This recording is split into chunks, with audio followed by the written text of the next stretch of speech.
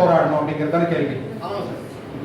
யாரை எதிர்த்து போராடணும் அப்படின்னா இங்க யாரையும் எதிர்த்து போராட தேவையில்லை.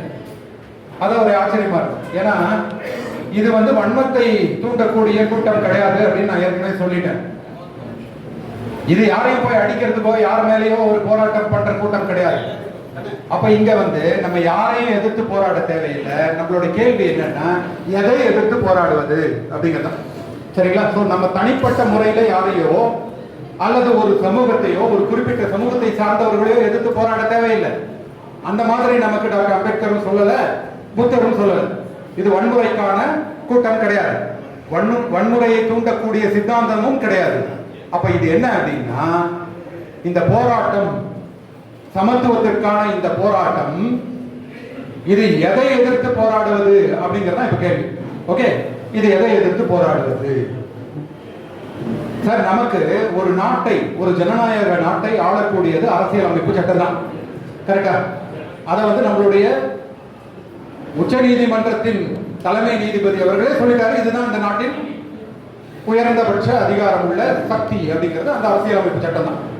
அப்போ அந்த அரசியல் அமைப்பு சட்டத்துல சட்டத்தின் முன் அனைவரும் சமம், இது சுதந்திரம், சமத்துவம், சகோதரத்துவம், இதை அடிப்படையாக கொண்ட அரசியலமைப்பு சட்டத்தின் முகப்புரை தான் நம்மளுடைய அரசியலமைப்பு சட்டம். அப்படி இருக்கும் பொழுது இந்த நாட்டை ஆளக்கூடிய அரசியலமைப்பு சட்டமே அனைவரும் சமம் அப்படின்னு சொல்லும் போது நம்ம எதை எதிர்த்து போராடணும்? நமக்கு தான் அரசியலமைப்பு சட்டம் எல்லாரும் சமம்னு சொல்லுது.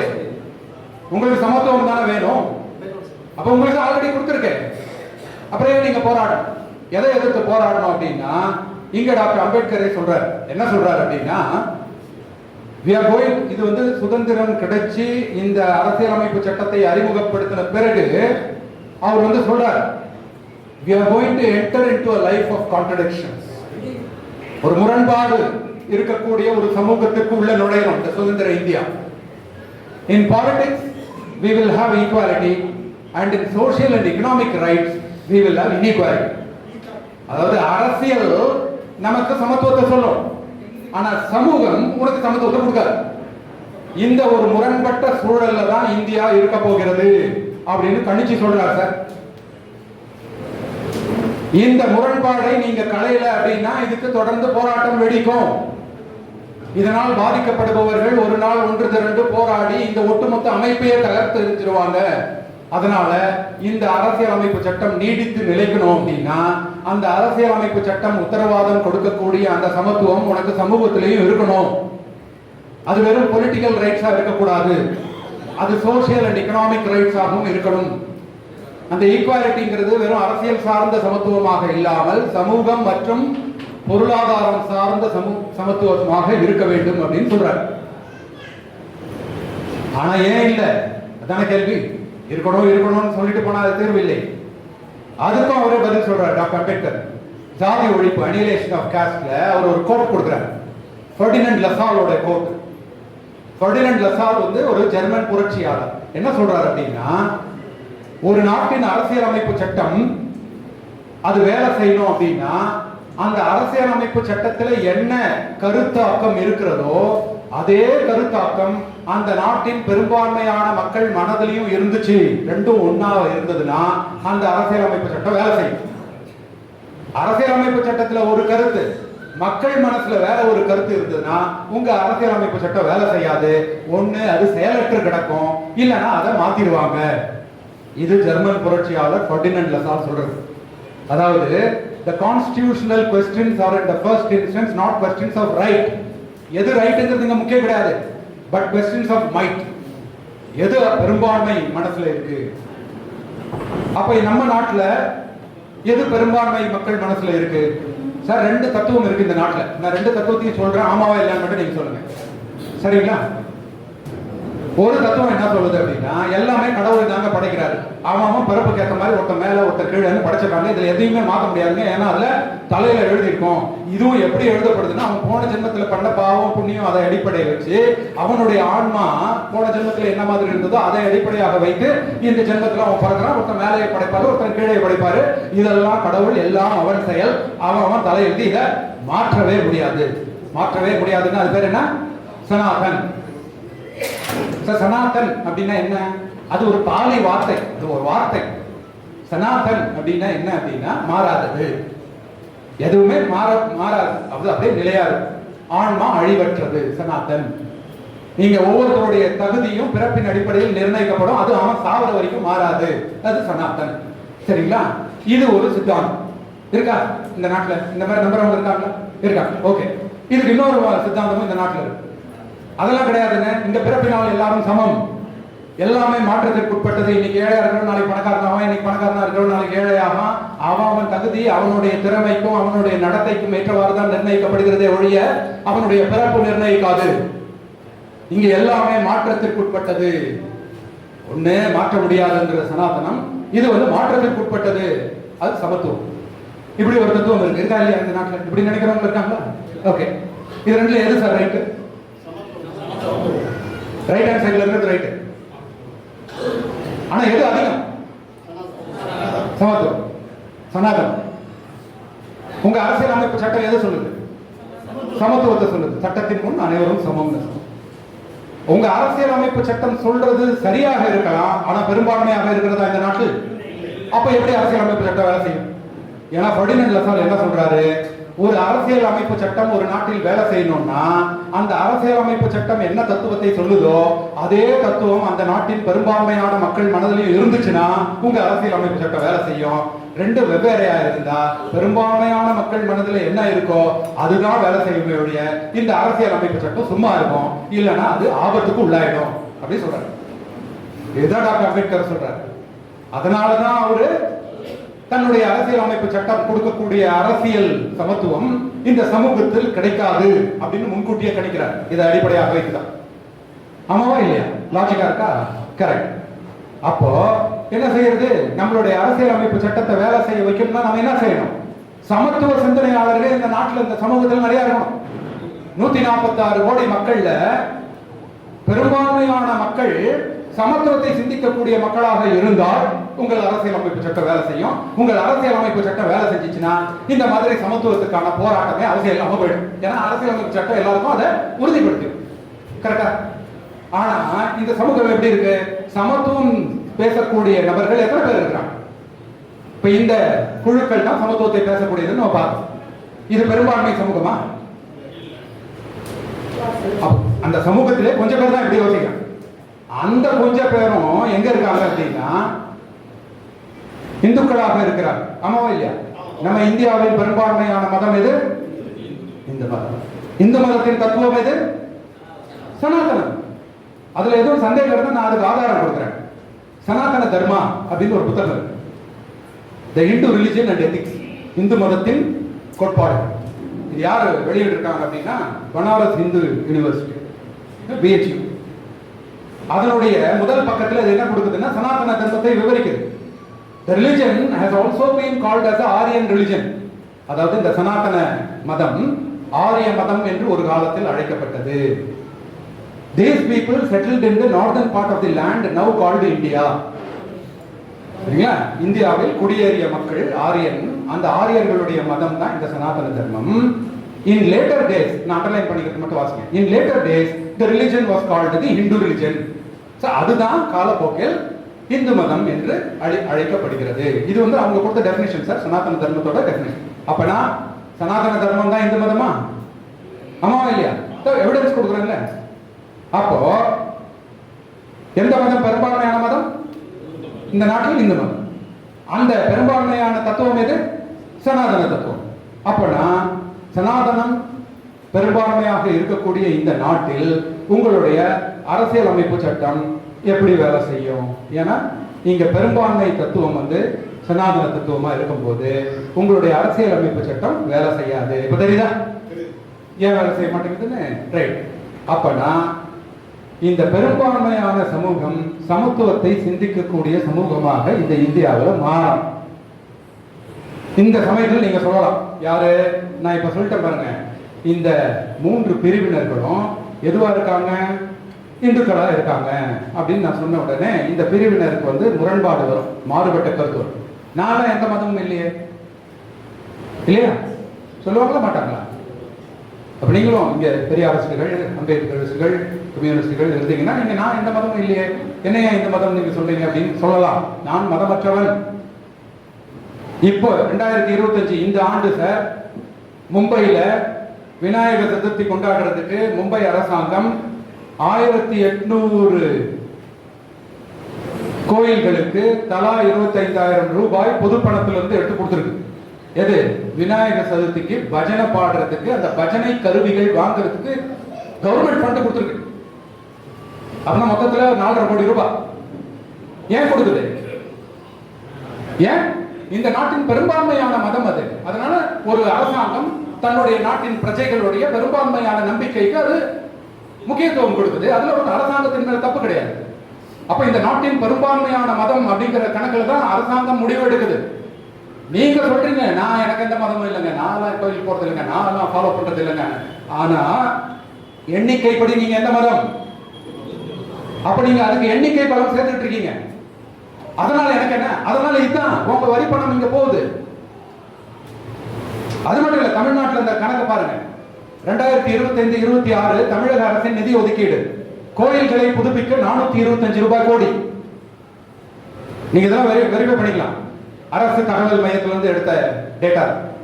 2025-26 அதே ஆண்டு கோயில் திருப்பணிகளுக்காக 120 கோடி. அப்ப ஆக மொத்தம் ரெண்டையும் சேர்த்தீங்கன்னா 545 கோடி. 545 கோடி நிதி எதுக்கு? இந்து கோயில்கள் திருப்பணி செய்யறதுக்கும் கோயில்களை புதுப்பிக்கிறதுக்கும். 24-25 அதுக்கு முந்தைய ஆண்டு 125 கோடி பிளஸ் 100 கோடி 225 கோடி. இப்ப எவ்வளவு ஆயிருக்கு? 445 கோடி ஆயிடுச்சு. 225 445 ஆயிடுச்சு. அப்படியே டபுள். அதுக்கு முன்னாடி ஆண்டு 100 கோடி. அப்ப ஆண்டுக்கு ஆண்டு இது அதிகமாயிட்டே வருது. ஏன்? ஏன்னா இந்த நாட்டின் பெரும்பான்மை இந்து. நீங்க ஆனா சொல்லிட்டு இருக்கீங்க நான் இந்து இல்லை. உங்களுடைய எண்ணிக்கை பலம் அங்கதான் சார் சேருது. அதனால அரசாங்கம் அப்ப எந்த கருத்துக்கு நீங்க வலிமை சேர்க்கிறீங்க? கோயில்கள் எந்த கருத்துக்கு வலிமை சேர்க்குது? சனாதனத்துக்கு சேர்க்குது. அப்ப நீங்க அதுக்கு போய் பணம் கொடுக்குறீங்க, உங்க வரி பணத்தை. அப்ப சனாதன தத்துவத்தை தான் இந்த சமூகத்தில் நீங்க வளர்க்குறீங்க. நீங்க எந்த மதமும் இருந்துட்டு போங்க, உங்க வரி பணம் இங்க தான் போகுது. நீங்க மறைமுகமா இந்த சமூகத்தில் சனாதன தத்துவத்தை வளர்க்கறதுக்கு நீங்க உதவி செய்றீங்க. இதற்கு எல்லாத்துக்கும் மேல தேர்தல் அறிக்கையில் அறிவித்தபடி திமுக அரசு பொது நிதியிலிருந்து இந்து சமய அறநிலைத்துறை கோயில்களுக்கு ரூபாய் 1000 கோடி வழங்க வேண்டும் என இந்து முன்னணி போன்ற அமைப்புகள் கோரிக்கை வைத்துள்ளது. இதுவே பத்தல, 445 கோடி. அதே பள்ளிவாசல்கள் புதுப்பிக்க 10 கோடி, தேவாலயங்கள் புதுப்பிக்க 10 கோடி. தப்பு கிடையாது. எதன் அடிப்படையில் கொடுக்குறது? எண்ணிக்கை அடிப்படையில் கொடுக்குது. எண்ணிக்கை அடிப்படையில் இந்த நாட்டு மக்கள் பெரும்பான்மையானோர் இந்து மத நம்பிக்கையை பின்பற்றும் பொழுது அந்த மத சார்ந்த உரிமைகளை அரசாங்கம் கொடுக்குது. அரசாங்கத்தின் மேல தப்பு கிடையாது. அதனால நான் எல்லா 4 பில்லர்ஸையும் விட்டுட்டேன். நான் இப்ப நான் மன்றாடி கேட்டுக்கிறது யாருன்னா இந்த பொதுஜன வெகுஜன மனசாட்சியை தான் நான் கேட்கிறேன். இந்த மனசாட்சியை நோக்கி தான் இந்த கேள்வியை வைக்கப்படுது. இது நியாயமா? நீங்க உங்கள் அரசியல் அமைப்பு சட்டம் வேலை செய்யல. ஒரு இந்திய நாட்டின் ஒவ்வொரு குடிமகனுக்கும் இது அவமானம். ஏன் வேலை செய்யல அப்படின்னா அந்த அரசியல் அமைப்பு சட்டத்தை எழுதி அதே அம்பேத்கர் சொல்றாரு அது வேலை செய்யாது. ஏன்னா இந்த நாட்டின் பெரும்பான்மையான மக்கள் மனதில் இருக்கக்கூடிய தத்துவம் சனாதன தத்துவம். ஆனா நான் கொடுத்திருக்கிற அரசியல் அமைப்பு சட்டத்தில் இருக்கக்கூடிய தத்துவம் சமத்துவ தத்துவம். இது ரெண்டும் ஒண்ணுக்கு ஒண்ணு முரணா இருக்கும்போது எப்படி சார் வேலை செய்யும்? அப்ப அந்த சனாதன தத்துவத்தை நம்ம மாற்றணுமா இல்லையா? ஆனா நம்ம என்ன பண்றோம்? நம்ம அதுக்கு தான் வேலை சேர்த்துட்டு இருக்கோம். ஆனா நம்ம சமத்துவத்தை பேசிக்கிட்டு இருக்கோம். நீங்க சமத்துவத்தை பேசக்கூடிய அம்பேத்கரிஸ்டுகளா இருங்க, பெரியாரிஸ்டுகளா இருங்க, கம்யூனிஸ்டுகளா இருங்க. ஆனால் நீங்கள் இந்து அப்படிங்கிற எண்ணிக்கைக்கு வலு சேர்த்துட்டு இருக்க வரைக்கும் உங்களுடைய பணம், இந்த அரசாங்கத்தின் பணம் அந்த இந்து மத நம்பிக்கையை வளர்க்கறதுக்கு தான் பயன்படும். ஓகேவா? இது அப்படியே ஒரு புலிவால் பிடித்த கதையா வருது பாருங்க. அப்ப எங்க போகுது? அது சனாதன கோட்பாட்டை வளர்க்கறதுக்கு போகுது. நீங்க என்ன பண்றீங்க? சனாதனத்தை எதிர்த்து போராடிக்கிறீங்க. ஆனா எங்க இருந்து போராடுறீங்க? நீங்க அந்த மதத்துக்கு வலு சேர்க்கிறீங்க. எப்படி வலு சேர்க்கிறீங்க? உங்க பணத்தை எடுத்து அவன் அங்க கொடுத்துட்டு இருக்கான். சார் இது ஓட்டப்பானையில தண்ணி ஊத்திட்டு இருக்க மாதிரி இல்லையா? எந்த காலத்துல அந்த குடம் நிரம்பும்? இதுதான் 75 ஆண்டுகள் நடந்துட்டு இருக்கு. அந்த பிரச்சனையின் மைய புள்ளையை நோக்கி நம்ம போவே இல்லை. சரி ரைட்டு. இந்த சமூகம் பெரும்பான்மையான சமூகம் சமத்துவமற்ற சிந்தனை, அதாவது சனாதன சிந்தனையோட இருக்குதுன்னா ஏன் அப்படி இருக்கு? சார் ஏன் சார் ஒருத்தன் வந்து நான் மேல நீ கீழேன்னு நினைக்கணும்? அவனுக்கு ஏதோ ஒரு காரணம் இருக்கணும்ல. ஏன் அந்த சமூகம் அப்படி நினைக்குது? பெரும்பான்மை சமூகம் அப்படின்னா பெரும்பான்மையான மதம் எது? 80% நம்ம இந்திய நாட்டின் மதம் வந்து இந்து மதம். அந்த இந்து மதத்தின் அடிப்படை ஜாதிய ரீதியிலான ஏற்றத்தாழ்வுகள், அது அதனுடைய பேசிக் ஸ்ட்ரக்சர் அப்படிதான். அதுல இருக்கக்கூடிய பட்டியல் மற்றும் பழங்குடியினர் கீழே தான் இருக்காங்க அந்த அமைப்புல. இது வந்து அந்த ஜாதிய ரீதியிலான படிநிலை அடுக்குமுறை, இது கிரேடட் இன்இக்வாலிட்டி. இது டாக்டர் அம்பேத்கர் கொடுக்குறது. இது நீங்க எல்லா இடத்துலயும் அப்படிதான் பாருங்க. காஸ்ட் சிஸ்டம் இன் இந்தியான்னு நீங்க கூகுள்ல போட்டு பாத்தீங்கன்னா இதானே கிடைக்கும். அப்ப அப்படித்தானே இருக்கு இந்த சமூகம். அப்படி கட்டமைப்பட்டு இடத்துல பட்டியல் சாதிகள் அப்படின்னா கீழதான். அதுதான் அந்த தத்துவமே சொல்லுது. அப்ப பெரும்பான்மை சமூகம் அதுதான் நம்புது. ஏன்னா 80% இந்த நாட்டில் இருக்கக்கூடியவர்கள் இந்துக்கள். அவர்கள் பின்பற்றக்கூடிய தத்துவம் சனாதனம். அந்த சனாதனம் சொல்றது பிறப்பின் அடிப்படையில் ஒருத்த மேல ஒருத்த கீழே அப்படின்னு அந்த தத்துவமே சொல்லுது. அப்ப இதுல எங்க தப்பு நடக்குது? புரியுதுங்களா? அதனாலதான் தீண்டாமைங்கிறது எங்க செயல்படுத்தப்படுகிறது அப்படின்னு பார்த்தா, நீங்க மதம் ரீதியா பாத்தீங்கன்னா இந்து மத தத்துவம் தான் இதை அடிப்படையா கொண்டிருக்கு. பிற மதங்களும் என்ன பண்ணுது, அவன் கீழேங்கிறதுனால மற்ற மதங்களும் அவரை கீழே தான் பாக்குறாங்க. இது மற்ற மதங்களுக்கும் ஒத்திக்குது. அதுதான் doctor Ambedkar path to salvation புத்தகத்தில் மென்ஷன் பண்றாரு. இவர்கள் வேற மதத்தின் சார்ந்தவர்கள் கூட இந்து மதத்தில் படிநிலையில அடியில இருக்கிறவங்களை கீழே தான் பாக்குறாங்க. ஏன்னா நம்ம இருக்கிற இடம் அந்த மாதிரி. அப்ப எப்படி தீண்டாமையை யாரெல்லாம் பிராக்டிஸ் பண்றாங்க அப்படின்னு பார்த்தோம்னா, ஜாதி ரீதியா பிரிச்சு பார்க்கும்போது 52% பிராமணர்களும் 24% முற்போக்கு ஜாதிகளும், பிற்படுத்தப்பட்டவர்கள் 33%, இந்த மாதிரி இவங்க எல்லாம் தீண்டாமையை கடைபிடிக்கிறாங்க. ஈவன் SC ST-க்குள்ளேயே தீண்டாமையை கடைபிடிக்கிறாங்க. பள்ளர் பறையர் அருந்ததியர் அப்படி ஒரு டிஃபரன்ஸ் இல்லையா? ஏன் அப்படி இருக்கணும்? அப்ப அது சனாதன புத்தி இல்லையா? அப்ப நீ எப்படி சமத்துவம் பேசுற? அப்ப இதை நம்ம கேட்கணும். அப்ப நமக்கு அப்படிதான் மைண்ட்ல கொடுக்கப்பட்டிருக்கு. நம்ம இருக்கிற இடம் அப்படி. அதே மத ரீதியினால் பார்க்கும் பொழுது எந்த மதத்தில் அதிகமா இருக்குன்னா அது இந்து மதத்தில் தான் தீண்டாமை அதிகமாக கடைபிடிக்கப்படுகிறது. பிற மதங்களுக்கும் அது அங்கிருந்து பரவி இருக்கு.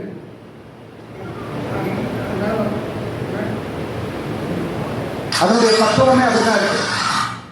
இந்த பிராமண பாரம்பரியம் வாழையடி வாழை கரைத்தொங்கிட வேண்டுமானால் நம்ம ஒவ்வொருத்தரும் பிராமண உணர்வோடு வாழ்ந்து நடைமுறை பாவனை ஆத்துல பிராமண பாஷை பேசணும். ஐயகாரத்துக்கு போறேன், மாமி வந்து மாமாவுக்கு தண்ணி கொடுக்குறான். என்ன கேட்கறது மாமிக்கு தீர்த்தம் வந்து விடுறதுக்கு புரியல எனக்கு. நான் கேட்டேன், என்ன மாமி தண்ணி? என்ன மாமி தண்ணின்னு அப்படின்னு. மாமா ஏன் கேட்க, இந்த பாழா போன பஸ் நீங்க ஸ்கூலுக்கு போய் இவளுடைய இந்த பேரண்ட்ஸ் அவட பேசி பேசி சரி அந்த பாஷை தான் மனசுல இருக்கிறது. ஆத்துல தீர்த்தமே போயிட்டு ஐயா கொஞ்சம் கட்டுங்கோ. பிராமணாளா இருக்க என்ன வசதி நீங்க நினைக்கலாம் இல்லையோ? கற்பூர புத்தி தொட்டா பத்திக்கிற கற்பூரம் அந்த மாதிரி எதையும் டக்குன்னு புரியக்கூடிய கற்பூர புத்தி கொடுத்த பாரம்பரியம் இந்த பிராமண பாரம்பரியம். ஞாபகம் வச்சுக்கோங்க. இதுக்கு நன்றியா நம்ம தான் இருக்கணும். எப்படி நன்றி? தன்னை உயர்ந்தவனாக கருதுவதும் இன்னொருவனை தாழ்ந்தவனாக கருதுவதும் ஒரு மனநோய் அப்படிங்கிறார் டாக்டர் அம்பேத்கர். அதான் அவர் கொடுக்குற டெபினிஷன். இருக்கா இல்லையா அந்த சமூகத்தில் இந்த மனநோய்? அப்ப இந்த மனநோய்க்கு யாரு ட்ரீட்மெண்ட் கொடுக்கணும்? டாக்டர் தான். டாக்டர் அதான், வேற வழி இல்லை. அதனாலதான் MMT மருத்துவர்களால் உருவாக்கப்பட்ட அமைப்பு இதை வந்து இந்த ரீதியில தான் நாங்க பார்க்கிறோம். அப்ப நாங்க என்ன பார்க்கிறோம் அப்படின்னா, இந்த பிரச்சனைக்கு எது காரணம்? காரணமே தெரியாம நம்ம ஒரு பிரச்சனையை தீர்த்து வைக்கவே முடியாது இல்லையா? அப்ப அந்த பிரச்சனைக்கு என்ன காரணம் அப்படிங்கறத தேடி போனா மட்டும்தான் இதுக்கு தீர்வு கிடைக்கும். இப்ப என்ன நம்ம மிஸ் பண்ணிட்டோம் இந்த 75 வருஷத்துல அப்படின்னா, போராட்டம் இருக்கு, இங்க தன்னலமற்ற பல தலைவர்கள் இருக்கிறாங்க, தியாகங்கள் இருக்கு. ஆனா என்ன காரணம் அப்படிங்கறத ஒரு ஸ்ட்ரக்சர்டா அதை அணுகல. அது என்ன காரணம் அப்படின்னு நம்ம அணுகணும் அப்படின்னா அப்ப அதுக்கு தீர்வு கிடைக்கும். ஒரு வியாதினா அப்படிதான் நாங்க அணுகுவோம். என்ன காரணம்? அதுக்கப்புறம் அதை வந்து ஃபர்ஸ்ட் வியாதி கண்டுபிடிக்கும். இந்த வியாதி இருக்கு. அடுத்து இந்த காரணம். அதுக்கப்புறம் இதை முடிவு கொண்டு வந்துட முடியுமா? ட்ரீட்டபிளா இல்லையா? ஓகே, அப்ப முடிவு கொண்டு வரணும்னா என்ன ட்ரீட்மெண்ட்? உடனே பிரிஸ்கிரிப்ஷன் கொடுத்து கையில கொடுத்தவங்க போயிட்டாங்க. இப்படிதானே? அதே மெத்தடாலஜி தான் நம்ம இதுக்கும் அடாப்ட் பண்றோம். நோய் நாடி, நோய் முதல் நாடி, அது தணிக்கும் வாய் நாடி, வாய்ப்பச்சை. ரைட்டா? அப்போ ஒவ்வொன்றுலையுமே இருக்கு பாருங்க. நோய் நாடி டயக்னோசிஸ், என்ன நோய் கண்டுபிடி. அடுத்து நோய் முதல் நாடி, அதனுடைய காரணத்தை கண்டுபிடி. அது தணிக்கும் ட்ரீட்மெண்ட், கியூர். வாய், அந்த தணிக்கும் வாய் நாடி, தணிக்கும் மெத்தட், ட்ரீட்மெண்ட் மெத்தட். அதுக்கப்புறம் அதை வாய்ப்பை செயல் அமல்படுத்தணும். சும்மா கண்டுபிடிச்சிட்டு இந்த காதில் வாங்கி இந்த காதில் விட்டா அது வேற செய்யாது. சார் டாக்டர் கிட்ட போய் பிரிஸ்கிரிப்ஷன் எழுதி வாங்கிட்டு வந்து வீட்டில் சும்மா பத்திரமா வச்சுட்டா நோய் போகுமா என்ன? அதை பின்பற்றணும். இது எல்லாமே சேர்ந்தது தான் அதுக்கான தீர்வு. அப்ப இந்த நோய், இந்த மனநோய் இருக்கு இல்லையா, இது ஒரு விசித்திரமான நோய். என்ன விசித்திரம் அப்படின்னா, சார் சாதாரணமா ஒரு நோயால பாதிக்கப்பட்டாங்கன்னா அந்த நோயால பாதிக்கப்பட்டவருக்கு தான் தொந்தரவு இருக்கும். ஆனா இங்க என்ன அப்படின்னா, நோயால் பாதிக்கப்பட்டவனுக்கு தொந்தரவு இல்லை, எதிரில் இருக்கிறவனுக்கு தொந்தரவு. மனநோய், தன்னை உயர்ந்தனாவும் இன்னொருத்தனை தாழ்ந்தவனான்னு நினைக்கிறவன் ஒரு மனநோய். அவன் நினைச்சுக்கிட்டு இருக்கவனால அடுத்தவனுக்கு பிரச்சனை. ஓகேங்களா? இது எப்படின்னா சமத்துவ ஒவ்வாமை. இப்போ ரேபீஸ்க்கு என்ன சொல்லி, இப்போ ரேபீஸ்க்கு ரொம்ப ஃபேமஸாக எல்லாம் வாட்ஸ்அப்லாம் வந்து கண்டிப்பாக அதை பற்றி தெரிஞ்சிருப்பீங்க. ரேபீஸ்க்கு இன்னொரு பேர் என்னன்னா ஹைட்ரோஃபோபியா அப்படின்னு பேர். தண்ணியை பார்த்தா அலர்ஜி. இந்த வியாதிக்கு சமத்துவத்தை பார்த்தா அலர்ஜி. அது எப்படி அவன் சமம், அவன் எப்படி அவன் வீட்டுக்குள்ள வரலாம், அதெல்லாம் ஒத்துக்க முடியாது, அவனை வெளியே. சமத்துவ அலர்ஜி, இது ஈக்குவாலிட்டி ஃபோபியா. ரேபீஸ் மாதிரி ஒரு வெறி நாய்க்கடி உள்ள ஒரு வியாதி. சரிங்களா? அடுத்து இதுல இன்னொரு விசித்திரம் என்ன அப்படின்னா, இந்த நோய்க்கு ஒரு குறிப்பிட்ட பேரே கிடையாது. என்ன பிரச்சனைனா, இந்த பேரை சரியா வைக்காதனால ஆளாளும் ஒரு திசையில போராடிட்டு இருக்கோம். ஒரு சிலர் இது சாதி ஒழிப்பு, ஒரு சிலர் இது தீண்டாமை ஒழிப்பு, ஒரு சிலர் இது மதம் சார்ந்தது, அதனால மதமற்றவர்களா இருக்கணும். இன்னொருத்தர் வந்து இது வந்து சனாதனம், அதனால சனாதனத்தை ஒழிச்சிருவோம். இன்னொருத்தர் பார்த்தா அது வந்து நாத்திகம், இது கடவுள் மறுப்பு தான் பேசணும். இன்னொருத்தர் பார்த்தா இது பாசிசம், அதனால பாசிசத்தை எதிர். இந்த மாதிரி யாரெல்லாம் சமத்துவத்தை விரும்பக்கூடிய மக்கள்னு நம்ம கொஞ்சம் ஐடென்டிஃபை பண்ணி வச்சோமோ, அந்த மூன்று பிரிவினரும் வெவ்வேறு வியாதி பேர் சொல்லி பிரிஞ்சுக்கிறாங்க. பாசிசத்தை நோக்கி ஒரு பிரிவினர், கடவுள் நம்பிக்கையை நோக்கி ஒரு பிரிவினர், தீண்டாமையை நோக்கி ஒரு பிரிவினர், ஜாதி ஒழிப்பை நோக்கி ஒரு பிரிவினர். இப்படி பிரிஞ்சு போயிட்டா இருக்கிறதே கொஞ்சம் பேரு. அந்த கொஞ்சம் பேரும் இப்படி 4 திசையில போயிட்டா எப்படி சார் இந்த வியாதிக்கு தீர்வு கொடுக்க முடியும்? அப்ப இதுக்கு ஒரு பேர் வைக்கணும்ல. என்ன அந்த பேர் அப்படின்னா, நம்ம நினைக்கிற மாதிரி இது சாதி அப்படிங்கிறது மட்டும் இல்ல. தீண்டாமை அப்படிங்கிறது சாதியிலிருந்து வேறுபடுது. இந்த வித்தியாசத்தை புரிஞ்சுக்கிட்டா மட்டும்தான் நம்ம டைரக்டா அணுக முடியும். இப்போ ஒரு சாதி ஆணவ கொலை நடக்குது. இப்ப ரீசெண்டா நடந்த கொலை வந்து நமக்கு எல்லாருக்குமே தெரியும், தமிழகத்தையே உலுக்கிய இந்த கொலை. கவின் சுபாஷினி. கவின் வந்து ஒரு பட்டியல் சாதியை சேர்ந்த ஒரு இளைஞன். அந்த சுபாஷினிங்கிறது ஒரு பிற்பட்ட சாதியை சேர்ந்த ஒரு பெண். இவங்க 2 பேருக்கும் காதல் வருது, ஆணவ கொலையில முடிச்சுட்டு. ஏன்? சாதி மாத்தி காதல் பண்ணிட்டாங்க. கரெக்டா? சாதி மாத்தி பண்ணிட்டாங்க. ஓகே, ஒருவேளை இந்த கவின் தேவேந்தர் குல வேளாளர் சமூகத்தை சாராம வேற ஒரு பிற்படுத்தப்பட்ட சமூகத்தை சார்ந்த வேற ஒரு பிற்படுத்தப்பட்ட சாதியை சார்ந்த ஒரு பையனா இருந்து, அந்த பெண் வேற இன்னொரு பிற்படுத்தப்பட்ட சாதியா இருந்து ஆணவ கொலை நடக்குமா? ஏன்?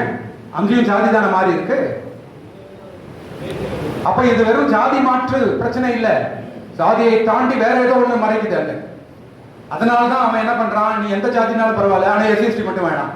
இது ஜாதி பிரச்சனை இல்ல, அவன் ஜாதி எனக்கு பிரச்சனையே இல்லை, எந்த ஜாதினாலும் பரவாயில்லங்கிறாங்க. அப்புறம் ஏன் எஸ்சி மட்டும் வேணாம்? அப்ப இது ஜாதியை தாண்டி ஏதோ பிரச்சனை. நீங்க தப்பா வந்து ஜாதி நினைச்சிட்டு இருக்கீங்க. இது ஜாதியை தாண்டி வேற ஏதோ இந்த ஜாதிகள் மீது இருக்கு. அந்த ஜாதிகளுக்கும் இந்த ஜாதிகளுக்கும் இடையே வேற ஏதோ ஒரு பகை இருக்கு. அது என்ன பகை அப்படின்னு தெரிஞ்சுக்கிறது தான் இதனுடைய உண்மையான காரணம். இப்பதான் நம்ம கரெக்டா உள்ள போறோம். சரிங்களா? இங்க இருந்து கரெக்டா 1 மணி நேரம் உங்களுக்கு என்ன காரணம்? பொதுவா இப்படி கேட்ட உடனே நம்ம எல்லாம் என்ன நினைப்போம், இவங்களுக்கு எல்லாம் நமக்கு வந்து பணம் இல்லை, நமக்கு படிக்கல, நம்ம செய்யற தொழில் அப்படி, நம்ம எல்லாம் இடஒதுக்கீட்டுல இருக்கிறோம், இதனால தாங்க. இதெல்லாம் காரணம் கிடையாதுங்க, இதெல்லாம் விளைவு. அதாவது நீங்க இந்த சமூகத்தை சேர்ந்தவர்கள் படிக்கலங்கிறதுக்காக அவங்க மேல தீண்டாமை இல்லை. தீண்டாமை இருந்ததுனால அவங்களால படிக்க முடியல. இவங்க ஏழையா இருக்கிறதுனால தீண்டாமை இல்லை. தீண்டாமை இருக்கிறதுனால அவங்களால பணம் சம்பாதிக்க முடியல, ஏழையா இருக்கிறான். இந்த வித்தியாசத்தை நீங்க புரிஞ்சுக்கணும். அப்படி புரிஞ்சுக்கிட்டா மட்டும்தான் நம்ம அதை நோக்கி அணுக முடியும். இல்லைன்னா என்ன பண்ணுவோம், நம்ம இந்த விளைவுகளை மட்டும் எடுத்து ஓகே படிக்கணும், படிப்பு இல்லை, அதனால தான் இப்படி பண்ண. பட் நல்லா படிடா தம்பி, கலெக்டர் ஆகுதானா 30 கோடி பேர் கலெக்டர் ஆகிட முடியுமா? அப்ப அதை எப்படி தீர்வா சொல்ல முடியும்? பணம் சம்பாதிக்கணும்பா அப்படின்னு நம்ம என்ன பண்றோம், விளைவை பார்த்து இதுதான் காரணம் நினைச்சுக்கிட்டு அதுக்கு போய் ட்ரீட்மெண்ட் கொடுத்துக்கிட்டு இருக்கோம். ஒரு உதாரணம், வியாதியை உதாரணமா எடுத்துக்கிட்டோம்னு வச்சுக்கோங்களேன். ஒருத்தர் டிபி வியாதி இருக்கிறவருக்கு இருமல் இருக்கும், ஜுரம் இருக்கும், எடை குறைச்சிருவாரு. இப்போ ஒரு டிபி வியாதிக்காரர் என்கிட்ட வராரு ட்ரீட்மெண்ட்டுக்கு, அவருக்கு இதெல்லாம் இருக்கு. அப்ப இதுதான் இவருக்கு காரணம், இவரோட கஷ்டத்துக்கு காரணம் இதெல்லாம் தான், இருமல், ஜுரம், எடை குறைவு. அப்ப இருமலுக்கு ஒரு இருமல் டானிக் எழுதி விடு, ஜுரத்துக்கு ஒரு பேராசிட்டமாலை கொடு, உடம்பு ஒரு புரோட்டீன் பவுடர் எழுதி கொடுன்னு நான் அனுப்பிச்சிட்டேன்னா அவர் டிபி சரியாகுமா? டிபி வியாதிக்கான அந்த கிருமி இருக்கு இல்லையா, அதுக்கான ட்ரீட்மெண்ட்டையும் கொடுக்கணும் நான் சேர்த்து. அதுக்கு ஆன்டிபயோட்டிக் கொடுத்துட்டு கூடவே நான் இருமல் டானிக் எல்லாம் கொடுத்தேன்னா ஒரு வியாதி சரியாகும். கரெக்டா? ஆனா அதே மாதிரி தீண்டாமையில் வரும்போது அதுக்கான விளைவுகள் மட்டும்தான். இப்ப டிபி இருக்கிறதுனால அவன் இருமுறான் சார், இருமுறதுனால அவனுக்கு டிபி இல்லை, டிபி இருக்கிறதுனால இருமுறான். அதே தான் நீங்க இங்க பண்ணணும். ஏழையா இருக்கிறதுனால அவனுக்கு தீண்டாமை இல்லை, தீண்டாமை இருக்கிறதுனால அவன் ஏழையா இருக்கணும். அப்ப நீங்க ட்ரீட்மெண்ட் எங்க கொடுக்கணும்? ரெண்டுத்துக்கும் கொடுக்கணும். அவன் ஏழையா இருக்கிறதுக்கும் அது சிம்டமேட்டிக் ட்ரீட்மெண்ட், அவனுடைய அடிப்படை வேற எது காரணம்னு கண்டுபிடிச்சு அதுக்கு ட்ரீட்மெண்ட் கொடுக்கணும். அதுதான் காரணமே. அப்ப காரணத்தை நோக்கி நம்ம போக வேண்டிய முக்கியத்துவத்தை விளக்குறதுக்காக இது. சரி, அப்ப எது அப்படின்னா இந்த தீண்டாமை என்ன காரணம்? தீண்டாமை தான் காரணம். ஒரு சமூகத்துல பிற ஜாதிகளுக்கு எல்லாம் இல்லாத ஒரு பிரச்சனை இந்த பட்டியல் மற்றும் பழங்குடியினருக்கு மட்டும் இருக்குன்னா அது என்னன்னா தீண்டாமை தான். கரெக்டுங்களா? எல்லா ஜாதியினரும் படிக்கணும், வேலைக்கு போகணும், சம்பாதிக்கணும், நல்லா இருக்கணும், அரசியல் அதிகாரம் பெறணும், சமமா இருக்கணும். ஆனா இவர்களுக்கு மட்டும் இது எல்லா தேவைகளும் இருந்து கூடவே ஒரு குண்டு மாதிரி காலில் கட்டி இழுக்கும் தீண்டாமை. கரெக்டா? வேற எந்த சமூகத்துக்காவது இருக்கா? பட்டியல் மற்றும் பழங்குடியினருக்கு மட்டுமே உரித்தான பிரச்சனை இந்த தீண்டாமை பிரச்சனை. அப்ப இதுதான் நமக்கு காரணம். அப்ப காரணத்தை கண்டுபிடிச்சோமா? இல்ல, அதுக்கு எது காரணம்? திருப்பி இன்னும் போகணும்ல. தீண்டாமை தான் காரணமா இருந்தா அப்ப தீண்டாமைக்கு எது காரணம்? அதை பார்த்து அதை உடைச்சு விட்டா மட்டும்தான் எல்லாரையும் போல இவனும் ஓட முடியும், சமத்துவத்தோட இருக்க முடியும். சரி, இது ஒரு சின்ன கொஸ்டின் உங்களுக்கு. நீங்க ஒரு கம்பெனியில மார்க்கெட்டிங் மேனேஜர் போஸ்ட்டுக்கு ஆள் எடுக்க போறீங்க. நீங்க தான் அந்த HR, சரிங்களா சார்? நீங்க தான் ஓகே. 2 பேர் வராங்க மார்க்கெட்டிங் மேனேஜர் பதவிக்கு. உங்க கம்பெனி உங்களை நியமிச்சிருக்கு, ஒரு நல்ல மார்க்கெட்டிங் மேனேஜரா கம்பெனிக்கு எடுத்து கொடுப்பாங்க. யாரை சார் எடுப்பீங்க? பேண்ட் ஷர்ட் போட்டு டை கட்டிட்டு இருக்கிறவங்க நீங்க செலக்ட் பண்ணிருக்கீங்க. ஆமா, ஏன்? ஏன்னா மார்க்கெட்டிங் மேனேஜர் பதவிக்கு அதுக்குன்னு ஒரு ட்ரெஸ் கோட் இருக்கு, அதுக்குன்னு ஒரு தோற்றம் இருக்கு, இல்லைன்னா நம்ம கம்பெனிக்கு அதை எடுக்க முடியாது. கரெக்ட் தான். ஏன் அவரை நம்ம நிராகரிக்கிறோம்? அவரு அழுக்கான ட்ரெஸ் போட்டிருக்காரு, அவரு கிழிந்த ட்ரெஸ் போட்டிருக்காரு, இவர் இந்த பதவிக்கு தகுதியற்றவர். ஆனா கொஞ்ச நேரத்துக்கு முன்னாடி என்ன நடந்ததுன்னு நான் சொல்றேன், கேட்டுக்கீங்களா சார்? 2 பேரும் இன்டர்வியூக்கு வரும்போது இவர் இருக்கார் இல்லையா, அவரு தான் அப்படி இருந்தார். இப்படி இருந்தவர் தான் அப்படி ஆயிட்டார். சரிங்களா? ஏன்னா இவங்க 2 பேரும் இன்டர்வியூக்கு வரும்பொழுது அவர் என்ன பண்ணாரு, இவருக்கு அந்த வேலை கிடைக்க கூடாதுங்கிறதுக்காக நடுவுல ஆளை வச்சு அடித்து அவருடைய ட்ரெஸ் எல்லாம் கிழித்து ஒரு சாக்கடையில தள்ளி அழுக்காக்கி அவரோட மொட்டை அடிச்சு அவரை வெட்டி விடுறாங்க. இப்படி நிற்கிறார். இப்படி கிளம்பின ஆள் அடிக்கப்பட்டு, சட்டை கிழிக்கப்பட்டு, மொட்டை அடிக்கப்பட்டு அந்த மாதிரி வர்றாரு. இப்போ அவர் வேகமா இன்டர்வியூக்கு வர்றாரு, நிற்கிறாரு. ஏன்னா வீட்டுக்கு போயிட்டு இதெல்லாம் குளிச்சுட்டு வேற ட்ரெஸ் மாத்திக்கிறதுக்கு டைம் இல்லை, நேரம் உங்க முன்னாடி நின்ட்டார். இப்ப யாரை சார் தேர்ந்தெடுப்பீங்க? யாரை தேர்ந்தெடுப்பீங்க? இப்ப என்ன பண்ணி 2 பேருக்கும் யார் உண்மையிலே தகுதின்னு நீங்க கன்சிடர் பண்ணி. கரெக்டா? முதல்ல எடுத்த உடனே நம்ம ஏன் அவரை நிராகரிச்சிட்டோம்? இந்த மனமாற்றத்துக்கு என்ன காரணம் அப்படின்னா, முதல்ல அவரை அழுக்கானவன் அப்படின்னு நினைச்சு நிராகரிச்சு. ஆனா இப்போ உங்க மனசு ஏன் மாறுச்சுன்னா, இவர் அழுக்கானவர் இல்ல, அழுக்காக்கப்பட்டவர். அவர் தப்பு இல்லப்பா. இவர் கிழிந்த உடைன்னு சொல்லி நிராகரிச்சிட்டீங்க. ஆனா கிழிந்த உடை இல்ல, இது கிழிக்கப்பட்ட உடை. அப்போ உங்க மனசு மாறு இல்லையா? அதே மாதிரி இந்த சமூகத்துல இவர்கள்லாம் தாழ்ந்தவர்களா இல்ல தாழ்த்தப்பட்டவர்களா? அப்ப இடையில ஏதோ ஒண்ணு நடந்திருக்குல்ல, அந்த இடையில் நடந்தது என்ன அப்படிங்கிறதா சார் மறைக்கப்பட்டவர்களா? இதை யார் கொடுக்கிறாரு அப்படின்னா டாக்டர் அம்பேத்கர் சொல்றாரு, வரலாறு படிக்காதவர்களால் வரலாறு படிக்க முடியாது. 75 ஆண்டுகளாக, 2000க்கு மேற்பட்ட ஆண்டுகளாக ஒழிக்க முடியாத ஒரு தீண்டாமை ஒழிஞ்சிச்சுன்னா அது பெரிய வரலாறு தானே. அந்த வரலாறை படைக்கிறதுக்கு தானே நம்ம எல்லாம் இன்னைக்கு ஒண்ணு சேர்ந்திருக்கோம். அப்ப அத்தகைய வரலாறை படைக்கணும்னா நீங்க வரலாறு படிக்கணும், இல்லைன்னா அதுக்கான காரணம் தெரியாது. அப்போ நம்ம போய் எல்லா வரலாறு படிச்சிட முடியுமா? நமக்கு நேரம் கிடையாது. அப்ப யார் ஏற்கனவே படித்த ஒருத்தர், அவர் உண்மையிலே அதை படித்து நமக்கு சொல்லக்கூடிய தகுதி வாய்ந்த நபர் யார் அப்படின்னு பார்த்தா, இவரை விட படித்த அறிவாளி வேற எங்குமே உலகத்திலே இல்லை. இவரை விட வேற யாரும் தி untouchables, who they were, why they became untouchables புத்தகம் எழுதல. எத்தனையோ பேர் வரலாற்றில் தீண்டாமை எதிர்த்து போராடி இருக்கிறாங்க, பெரிய பெரிய தலைவர்கள்லாம். நமக்கு கண்ணுக்கு தெரிந்த தலைவர்களும் நம்ம காதுக்கு கேள்விப்பட்ட தலைவர்களும் எல்லாமே போராடி தான் இருக்காங்க. ஆனா யாராவது ஏன் அப்படிங்கிற காரணத்துக்கு புக் எழுதியிருக்காங்க சொல்லுங்க சார்? இவர் ஒருத்தர் தான் சார் எழுதியிருக்காரு. அப்ப வேற வழியில நம்ம இவர் தான் பார்க்கணும். இவருடைய கல்வி தகுதி அபாரமான கல்வி தகுதி உலகமே வியக்குது. அப்ப இவர் தான் இதற்கு தகுதி வாய்ந்த நபர். அப்ப அவர் ஒரு தீர்வு கொடுக்கிறார். இந்த காரணத்தை சொல்லிட்டு அவர் ஒரு தீர்வு கொடுக்கிறார். இது ரெண்டுமே புத்தகங்களா இருக்கு. தி untouchables, who they were and why they became the untouchables. அதனுடைய தீர்வு path to salvation, இதற்கான விடுதலைக்கான வழி என்ன. இந்த ரெண்டு புத்தகம் படிச்சோம்னா நமக்கு இப்ப நான் சொல்ல போறது உங்களுக்கு தெளிவா புரிஞ்சிடும். இப்ப நான் உங்களை அப்படியே பழைய காலத்துக்கு கொண்டு போகிறேன். வரலாறு ஆரம்ப காலத்துல மனிதர்கள் வேட்டையாடி உண்ணக்கூடிய நாடோடிகளா இருந்தாங்க. ஒரு இடத்துல சாப்பாடு கிடைக்கலன்னா அடுத்த இடத்துக்கு போயிடுவாங்க. அந்த இடத்துல சாப்பாடு தெரிஞ்சிச்சுன்னா இன்னொரு இடத்துக்கு போவோம். இந்த மாதிரி நாடோடிகளா இருந்த சமூகம் கிமு 10,000த்துல விவசாயத்தை கண்டுபிடிக்கலாம். விவசாயத்தை கண்டுபிடித்த உடனே விவசாயத்துக்கு தேவையான தண்ணி, நதி எங்கெல்லாம் இருக்கோ அங்கே ஒரே இடத்துல தங்க ஆரம்பிச்சோம். ஒரே இடத்துல தங்கின உடனே அவனுக்கு வீடுகள் தேவைப்படும். வீடுகள் நாளைக்குள்ள பெரிய மாளிகைகளா மாறும். இந்த மாதிரி தான் நாகரிகங்கள் உருவாகும்.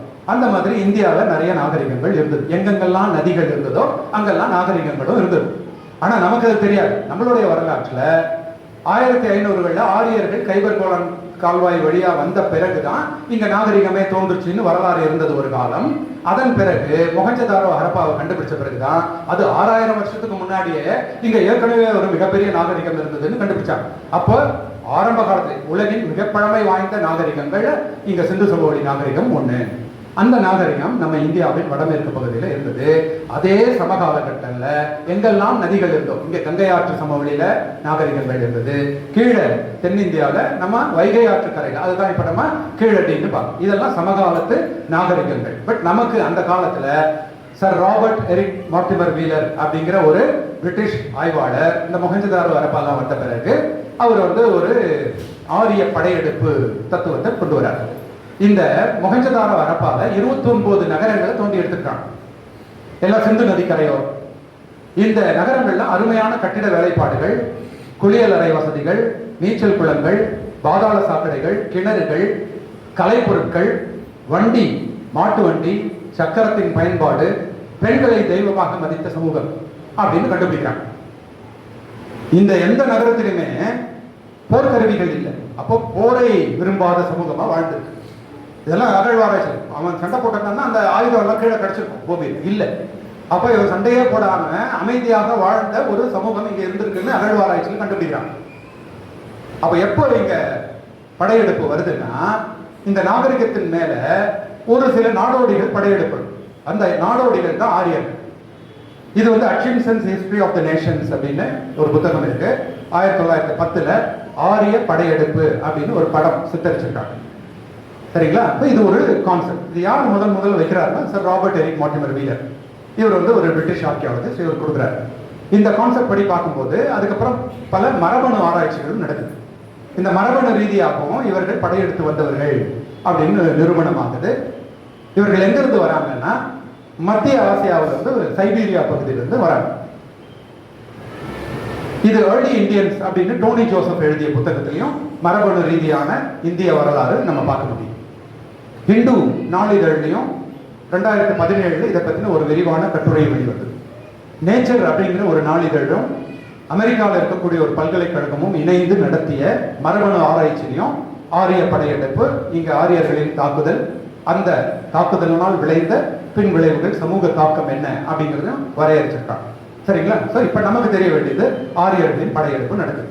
இந்த படையெடுத்து வந்த ஆரியர்கள் 2 வகையான தாக்குதலை ஏற்படுத்துறாங்க இந்த சமூகத்தின் மேல. ஒன்று ஆயுதம் ரீதியான தாக்குதல்.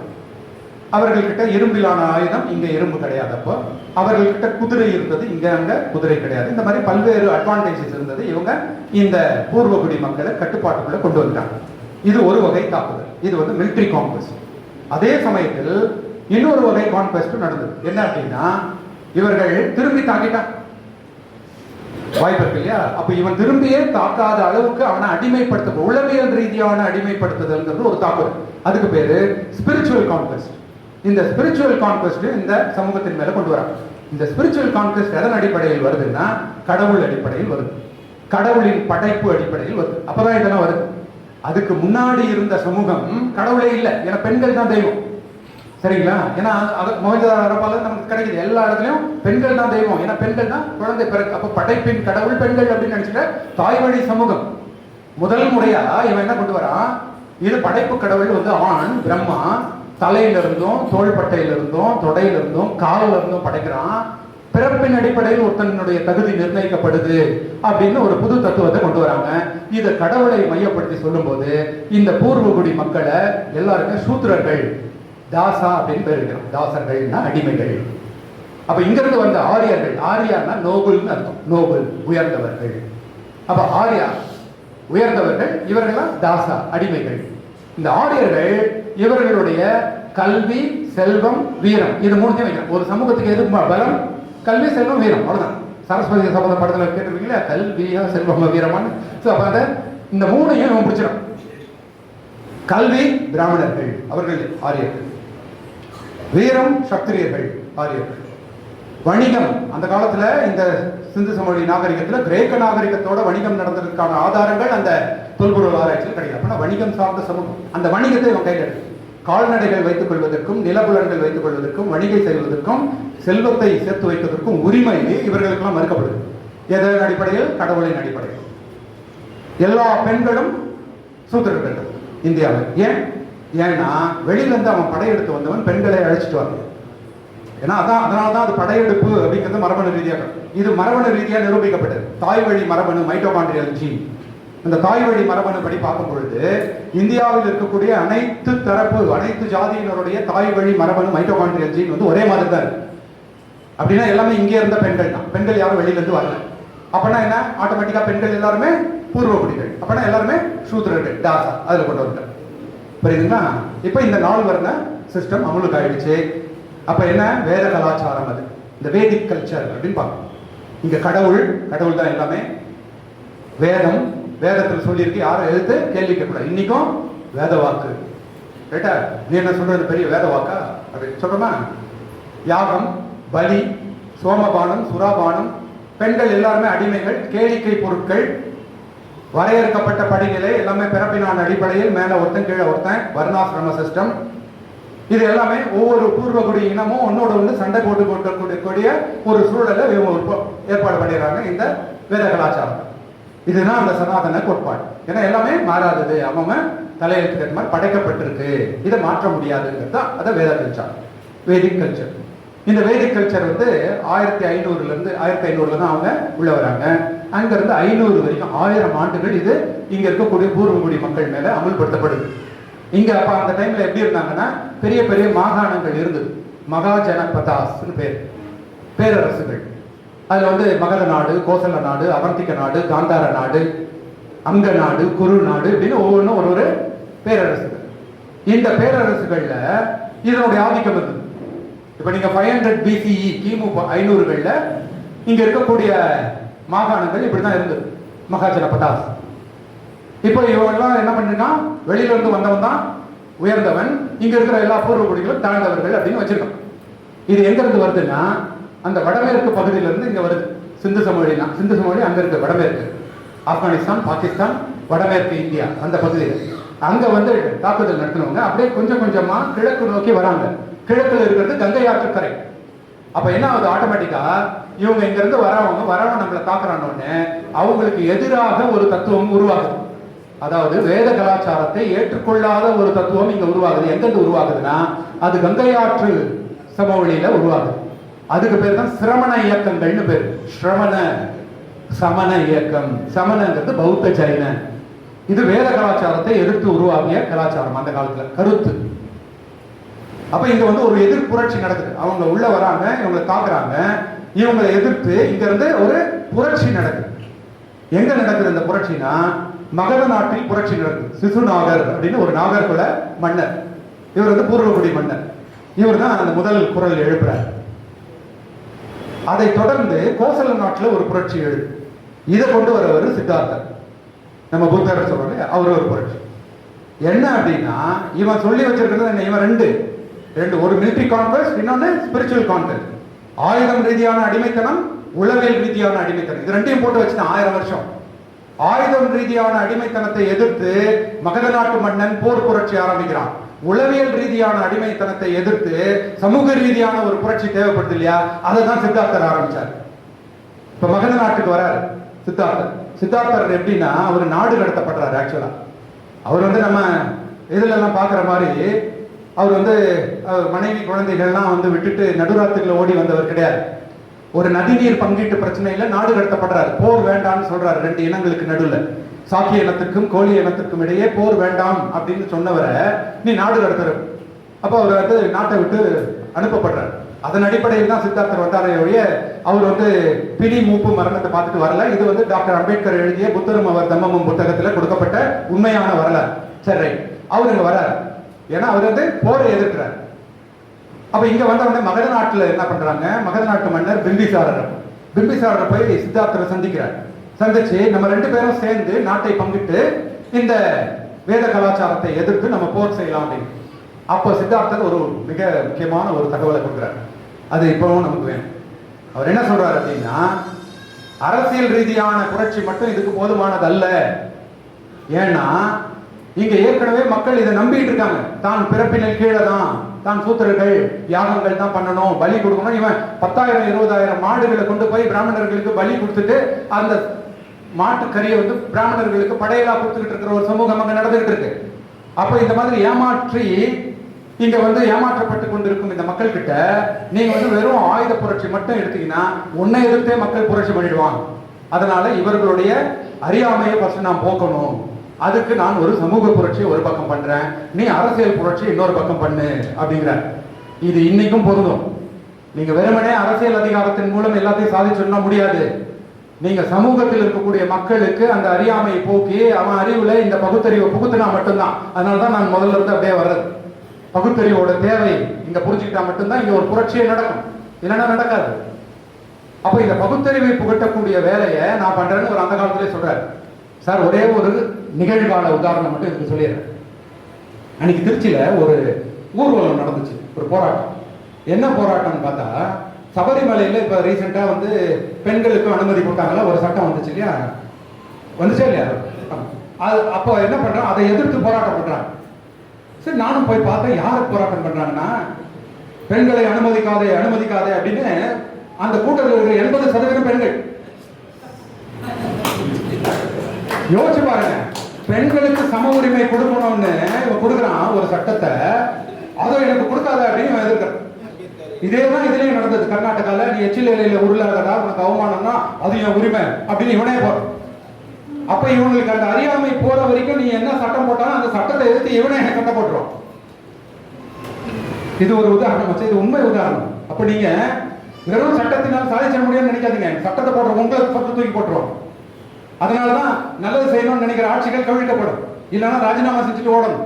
வெறும் அரசியல் அதிகாரத்தினால கொண்டு வர முடியாது. மக்கள் இப்படி பெரும்பான்மையான மக்கள் இதை யோசிச்சுட்டு இருந்தாங்கன்னா, சார் ஸ்வீடன்லயோ எங்கேயோ ஒரு இந்த பன்றிகளை அடைச்சி வச்சுக்கிறாங்க ஒரு தொட்டியில. அடைச்சி வச்சுட்டு அதை கொடுமைப்படுத்தி அதை உயிரோட அதனோட தோலெல்லாம் உரிச்சு பன்றிக்கறியை விட்டுட்டு இருக்கான் ஒரு கம்பெனி.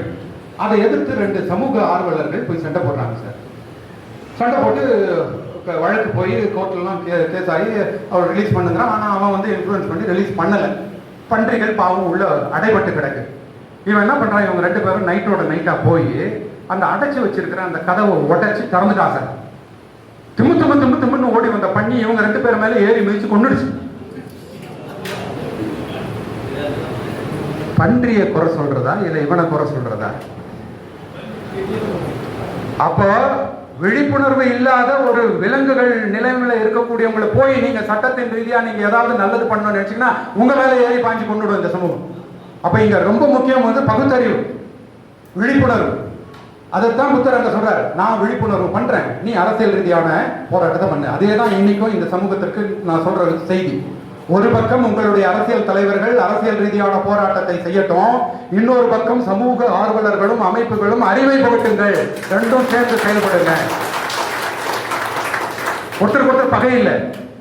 அப்படி போட்டு அடிச்சுக்கிட்டீங்கன்னா முடியவே முடியாது. இது அங்க புத்தர் கொடுத்த பாடம் சார். நதிநீர் பங்கீட்டுல புத்தர் கொடுத்த பாடத்தை தான் இன்னைக்கு வந்து காவிரி நடுநீர் மண்டலம் வந்து வைக்கும் போது முதல் பக்கத்துல எழுதி இருக்கிறதா சொல்றாங்க. அதாவது ஒரு தண்ணிக்காக போரிட்டுக் கொள்ளாமல் சமத்துவமாக போக வேண்டும், சமாதானமாக போக வேண்டும் என கூறிய புத்தன் வழி வந்த நாடு இது. நம்ம போய் தண்ணிக்கு அடிச்சுக்கலாமான்னு அந்த நடுவர் நீதிமன்றத்துல முதல் பக்கத்துல குறிப்பிட்டிருக்குன்னு வாட்டர் போர்டில் இருக்கிற ஒரு இன்ஜினியர் சொல்றாரு.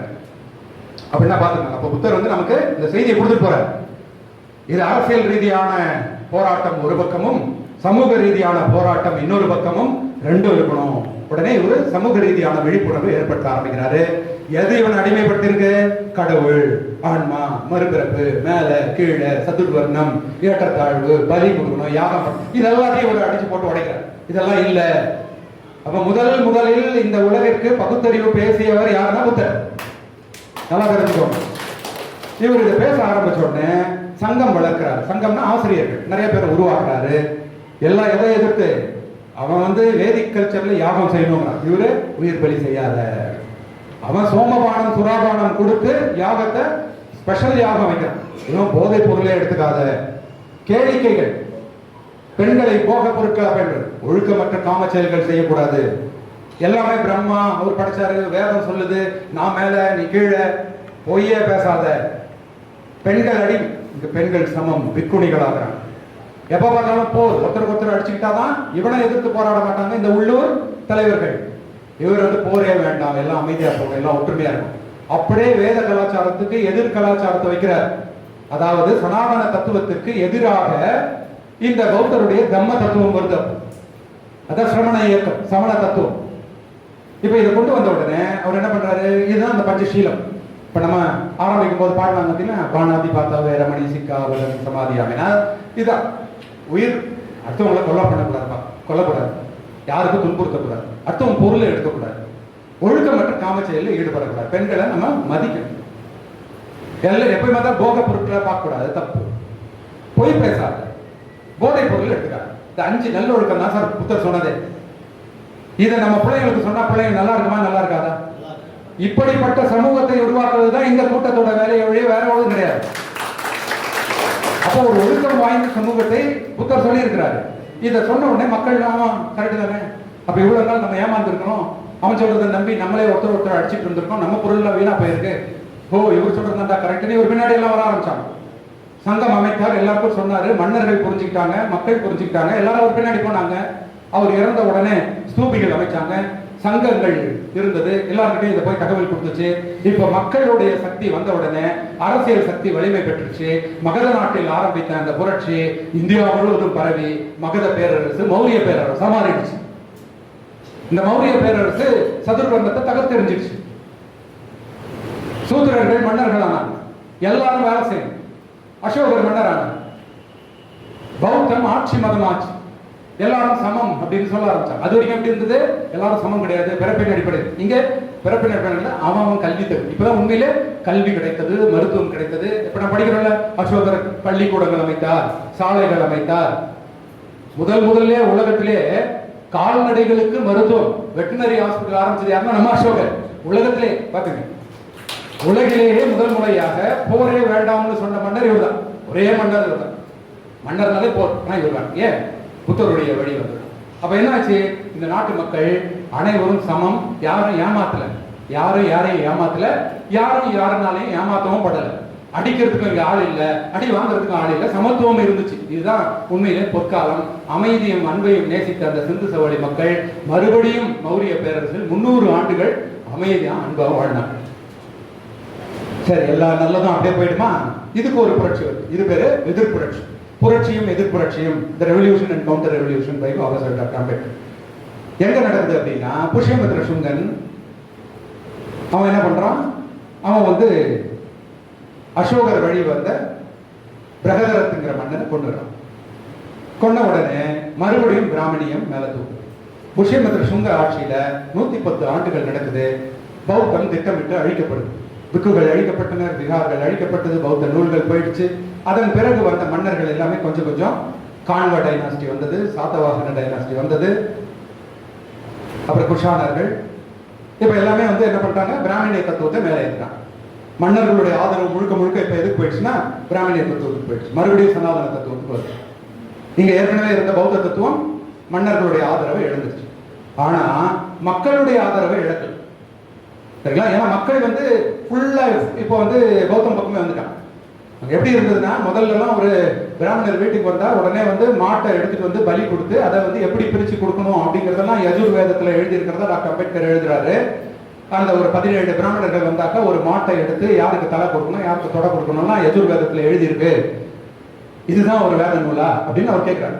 அந்த மாதிரி 10,000-20,000 மாடுகளை ஒரே நாள்ல வந்து சாமியாவதின்னு ஒரு ரிவர், சாமியாவதி அப்படின்னா மாட்டுத்தோல், அந்த ஆற்றல் கரையோரம் ஃபுல்லா மாட்டு தோல்கள் சிதறி இருக்கும், அந்த நதி நீர் ஃபுல்லா மாட்டின் ரத்தம் ஓடும். அந்த மாதிரி மக்கள் வந்து அவ்வளவு பலிகள் கொடுத்துருக்காங்க. அப்ப இவருதான் பகுத்தறிவு பேசுறாரு, முட்டா பயல்களா நீங்க வந்து விவசாயம் செய்யக்கூடிய ஆட்கள், நீங்க வந்து உங்க கால்நடைகளை கொண்டு போய் பலி கொடுத்துட்டீங்கன்னா அப்புறம் விவசாயம் செய்யறதுக்கு எது யூஸ் ஆகும் அப்படின்னு கேட்டு இவங்க முடிச்சுக்கிட்டு, அதுக்கப்புறம் பிராமணர்கள் வந்த உடனே என்ன பண்ணுவாங்க தெரியுங்களா? உடனே முன்னாடி எல்லாம் பிராமணன் உள்ள வந்து வாங்க சாமி இந்த போய் ஒரு மாட்டை கொண்டாந்து பலி கொடுத்து அவனுடைய யாகத்துல போட்டு நெய் எல்லாம் ஊத்தி அங்க வந்து பண்ற நிலைமை போய் இப்ப என்ன ஆயிடுச்சுன்னா, ஒரு பிராமணன் உள்ள வந்தாருன்னா உடனே இந்த ஆளு அவன் வீட்டுல இருக்கிறவங்க உடனே கொல்ல பார்க்கமா ஓடி அவன் வீட்டு கண்ணுக்குட்டி அவுத்து ஓடிடுவது. கோகுனா வந்துட்டான், மாட்டு திருட வந்துட்டான் அப்படி கோகுனாங்கிற வார்த்தையை பயன்படுத்துறாரு டாக்டர் அம்பேத்கர். அப்ப அந்த மாதிரி ஒரு சமூகம் மாறிடுச்சு, பிராமணர்கள் செல்வாக்கெல்லாம் போயிடுச்சு. அப்ப சும்மா இருப்பாங்களா? உடனே அவங்க வந்து மன்னர்களுடைய ஆதரவோட மறுபடியும் பிராமணியத்தை கொண்டு வர பாக்குறான். ஆனா மக்கள் அவன் சமத்துவத்தை ருசிச்சுட்டான், அவன் எப்படி விட்டு தருவான்? அப்ப இல்ல நான் பௌத்த தத்துவத்தை தான் பின்பற்றுவேன். மன்னர்கள் எவ்வளவு அடிக்கிறான், அடக்குமுறைகள், ஆனாலும் மக்கள் அதை எதிர்க்கிறாங்க. இந்த மாதிரியான ஒரு சூழல்ல தான் கனிஷ்கர் அரசாங்கம் வருது. அதுக்கப்புறம் மன்னர்களுடைய ஆதரவு கிடைச்சாலும் மக்களுடைய ஆதரவு கிடைக்கல. அப்போ ஒரு பக்கம் பிராமணியம் வளருது, ஒரு பக்கம் பௌத்தம் இருக்குது. ஏன்னா மக்கள் அதை காப்பாற்றி வைக்கிறாங்க. முழுமையான செல்வாக்கை பிராமணர்களால் கொண்டு வர முடியல. அப்ப என்ன பண்ணுவாங்க? அதுக்குள்ள ஊடுருவினாங்க பிராமணர்கள். இப்போ பௌத்தத்துக்குள்ளே ஊடுருவினாங்க, பௌத்தத்துக்குள்ள நுழைஞ்சு. அதனாலதான் இன்னைக்கு நீங்க எல்லாம் பார்க்கிற பௌத்தம் வந்து உண்மையிலே புத்தர் காலத்து பகுத்தறிவு போதிக்கக்கூடிய பௌத்தம் இருக்காது உலகெங்கிலும். அதுக்கு காரணம் இந்த டைம் தான். இந்த டைம்ல கிரேக்க மன்னர்கள் வராங்க. கிரேக்க மன்னர்கள் வரும்போது அவர்களுக்கு பௌத்தத்தோட ஆதரவு கிடைக்கும். அப்ப இங்க இருக்கக்கூடிய பிராமணர்கள் ஏற்கனவே பௌத்தத்துக்குள்ள நுழைஞ்சு வச்சிருக்காங்க. அவங்களுக்கு தெரிஞ்சதுல என்ன? கடவுள், சிலை வழிபாடு, பூஜைகள், புனஸ்காரங்கள், சடங்குகள், சம்பிரதாயங்கள், யாகங்கள். இது அப்படியே பௌத்தத்துக்குள்ள கொண்டு போயிட்டு பௌத்தத்துக்குள்ள ஒரு கடவுளை உருவாக்குறான். யாரு? மக்கள் யார சொன்னா கடவுள் ஏத்துக்குவான்? புத்தரை தான் கடவுள்னு சொல்லணும். அப்ப புத்தரைய கடவுளா மாத்தி சிலைகள் வடிக்கிறான். அதனாலதான் உங்களுக்கு புத்தர் சிலை ஒரு கிரேக்க கலாச்சாரத்தின் அடிப்படையில் இருக்கு. சுருட்டை முடியும் இந்த காலகட்டத்தில் தான் சிலைகள். அதுக்கு முன்னாடி வரைக்கும் அசோகர் காலத்துல புத்தருக்கு சிலைகளே கிடையாது, அவர் ஸ்தூபிகள் தான் அடையாளம். கிரேக்க மன்னர்கள் காலத்துல அவர்களுடைய ஆதரவு பௌத்தத்துக்கு கிடைச்ச உடனே பௌத்தத்துக்குள்ள கடவுள் நம்பிக்கையை புகுத்தி இதை கொண்டு வராங்க. நிறைய இந்தோ கிரீக் கல்ச்சர்ல நம்ம பார்க்கலாம் புத்தர் சிலைகள் உருவாகுது.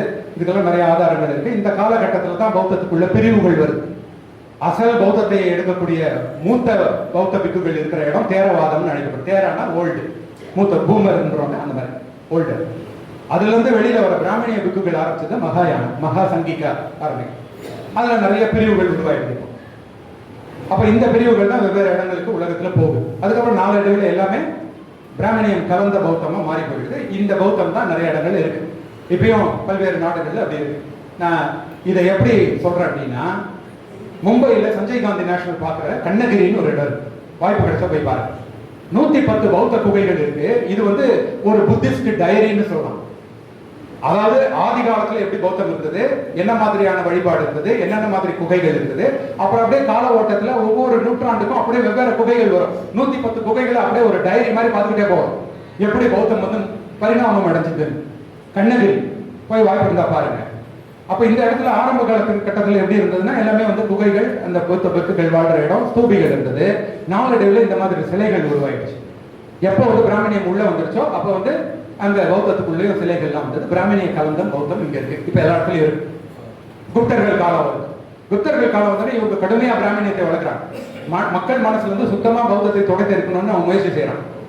இப்ப இந்த குப்தர்கள் காலத்துல பௌத்தத்தை அழித்து மறுபடியும் இந்து மதத்தை நிலைநாட்டக்கூடிய வேலைகள் நடக்குது. இது வந்து நீங்க குப்தர்கள் வரலாறு படிச்சீங்கன்னா தெரியும்.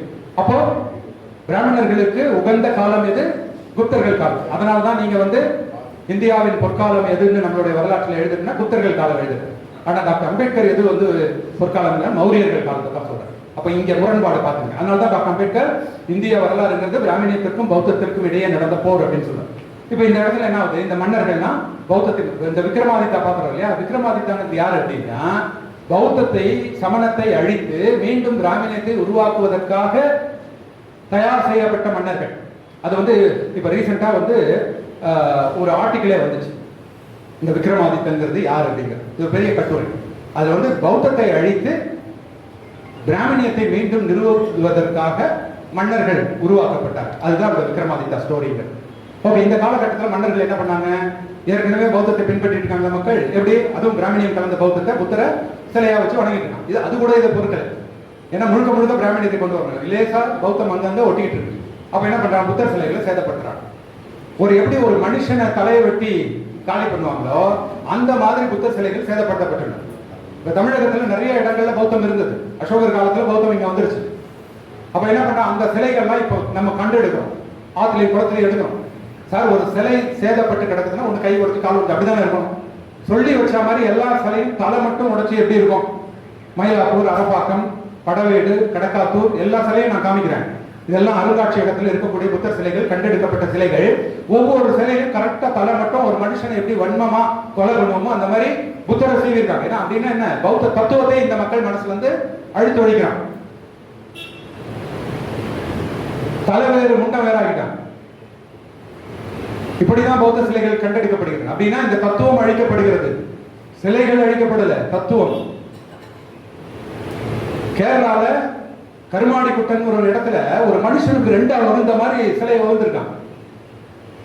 நாகப்பட்டினத்துல கீராந்தி முகத்தை எப்படி சிதைச்சிருக்காங்க. இதெல்லாம் தானா சிதையக்கூடிய இதுவா? அப்ப வேணும்னே ஒருத்தன் ஒரு சிலையை சிதைச்சிருக்காங்க. சார் இப்ப நமக்கு சிலை கண்டுபிடிக்கிறோம், வேணும்னே வெட்டின மாதிரி இருக்கு, எல்லா இடத்துலயும் அதே மாதிரி இருக்கு. அப்ப யாரா இதை வெட்டினா? அப்ப இவர் என்னதான் சொன்னாருன்னு பார்த்தா, இவர் சொல்லியிருக்கிறது பார்த்தா பஞ்சசீலம் நல்லதா இருக்கு. அப்ப நல்லதை சொன்னவன ஒருத்தன் வெட்டியிருக்கான்னா அப்ப இதுக்கு எதிராக எவ்வளவு கெட்டது சொன்ன ஒருத்தன் இந்த நாட்டுல இருந்திருக்கான்ல, அவனால இந்த நல்லவன் அழிக்கப்பட்டிருக்கான்.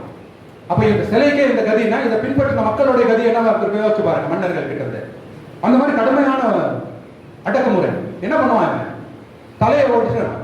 இவனால விட்டு தர முடியல தன்னுடைய பௌத்த தத்துவத்தை, தலையை மாத்தி வச்சு வணங்குறான். அப்பதான் பௌத்த அடையாளங்கிறது யானை. யானையை நீங்க நிறைய இடங்கள்ல பௌத்த அடையாளங்களா பார்க்க முடியும், நான் பின்னாடி காமிக்கிறேன். அப்போ யானை தலையை கொண்டு வந்து வணங்குறான். யானை தலையை வச்சு வணங்குறேன். நீங்க வந்து இப்போ இதுல வந்து ஒரு கூகுள்ல போட்டு நீங்க பாத்தீங்கன்னா கூட விநாயகர் அப்படிங்கிற இந்த சிலை எப்போ வருதுன்னா குப்தர்கள் காலத்துல வருது. அதே குப்தர்கள் காலத்துல பௌத்த சிலைகள் அழிக்கப்படுது. ஒரு சிலை அழியுது, ஒரு சிலை புதுசா வருது. அப்ப ரெண்டுத்துக்கு சம்பந்தம் இருக்குமா இருக்காது? அவ்வளவு சின்ன குழந்தைக்கு கூட தெரியும். வினயகா அப்படிங்கிற பேர் வந்து வினய பிட்டகா, அதை அடிப்படையாக கொண்டு புத்தருக்கு இருக்கக்கூடிய இன்னொரு பேர் அப்படின்னு பௌத்த நூல் அமரகோசத்துல எழுதியிருக்கு. சரி, அதெல்லாம் வேணாம், அதுல ரொம்ப லிட்டரேச்சர் எவிடன்ஸ் எல்லாம் வேண்டாம். சாதாரண ஒரு எவிடன்ஸ், உங்களுடைய லாஜிக்கல் பிரெயினுக்கு ஒரே ஒரு கொஸ்டின் கேட்கிறேன். அரச மரம் யாரோட அடையாளங்க? புத்தரோட. அரச மரத்துக்கு அடியில் தான் போதி எடுத்து, அதனால தான் ஒரு அரச மரம்னே. அந்த மரம் அரசன், ஏன்னா இவர் அரசனாக இருக்கும்போது போய் உட்கார்ந்தாரு, அதனால தான் அந்த பேரே அரச மரம். இல்லைன்னா அது வந்து இங்கிலீஷ்ல பீப்பல் ட்ரீ, பேனியன் ட்ரீ அந்த மாதிரி சொல்லுவோம். இது வந்து அரச மரம் அப்படின்னு நம்ம தமிழ்ல சொல்றதுக்கு காரணம் அரசன் கீழே உட்கார்ந்த மரம் அப்படின்னு அது மரத்தோட பேரு. ஆனா இப்ப நம்ம என்ன சொல்றோம், அரச மரத்தடி. அப்பனா ரெண்டுத்துக்கும் ஒண்ணு ஒற்றுமை இருக்கா இல்லையா? சரி, அதை பத்தி ரொம்ப டீடைல் நான் போகல. இப்போ ஒரு ஸ்டேஜ்ல என்ன ஆகுது, இந்த சிலைகளையும் அழிக்க முடியல, ஏன்னா நிறைய எடுத்து வணங்க ஆரம்பிக்கிறாங்க. இந்த டைம்ல என்ன பண்ணுது, அந்த சிலையும் உடனே உள்வாங்கிட்டு புராணங்கள் இதிகாசங்கள்லாம் வந்து அப்பதான் அதுக்கு இது வந்து சிவனுடைய பையன், 2 பையன், இதுல ஒரு பையன், இப்படி அப்படின்லாம் ஏகப்பட்ட கட்டுக்கதைகள்லாம் உருவாக்கி இந்த சிலையும் அவங்க உள்வாங்குறாங்க.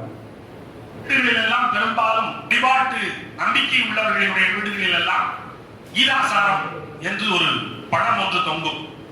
அதுல அந்த தேர்தட்டுல அர்ஜுனன் தன்னுடைய ஆயுதங்களை எல்லாம் போட்டுவிட்டு மண்டியிட்டு அமர்ந்திருக்க கிருஷ்ணன் அந்த தேர்தட்டில் ஏறி நின்று அர்ஜுனனுக்கு உபதேசம் செய்வார். அந்த படத்தை போட்டு அதுல வாசகம் அடித்திருக்கும். எது நடந்ததோ அது நன்றாக நடந்தது, எது நடக்கிறதோ அது நன்றாக நடக்கிறது, எது நடக்க இருக்கிறதோ அதுவும் நன்றாகவே நடக்கும்.